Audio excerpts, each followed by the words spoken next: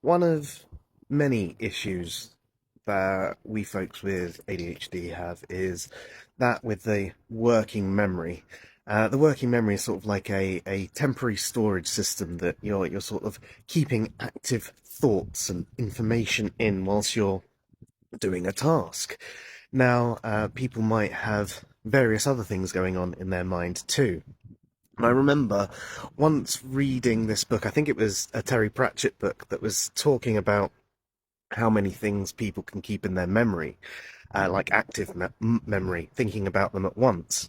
And it was saying, the average person can only keep 7 things in their memory. So if they're thinking about these 7 things and you give them something extra to think about, one of them jumps out. Now, obviously, this is just a fictional representation of something, but it made me laugh because it then gave me the idea that, well, maybe for the ADHD brain, instead of having 7 things going, you've got 3, and one of them is trying to stay on the task at the one of them is trying to stay on task.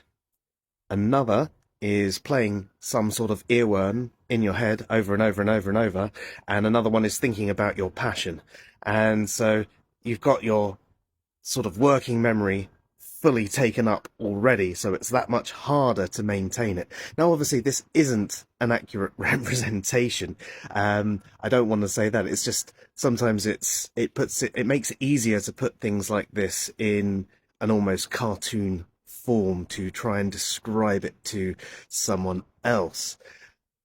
But I have heard that there are certain things that you can do to help improve your working memory, sort of like the brain training games and things like that. They're supposed to help you, which can help, therefore, increase your short and long-term memory. Now, one of the problems with the working memory being a little bit defunct is the fact that it then interferes with the transfer of data over to your long-term memory, which is why quite often people with ADHD can't remember these things, or they have a lot more trouble with recall as well.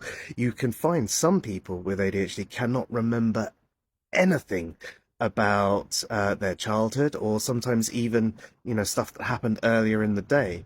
I can even have some people like ask me, "What did you do yesterday?" And I sit there and I actually go, "I don't know," because it hasn't gone over, or I'm having trouble recalling the stuff. Sometimes with a nudge of, "Oh well, we did this," I go, "Oh yeah," and the memories come flooding back, and sometimes it's just gone.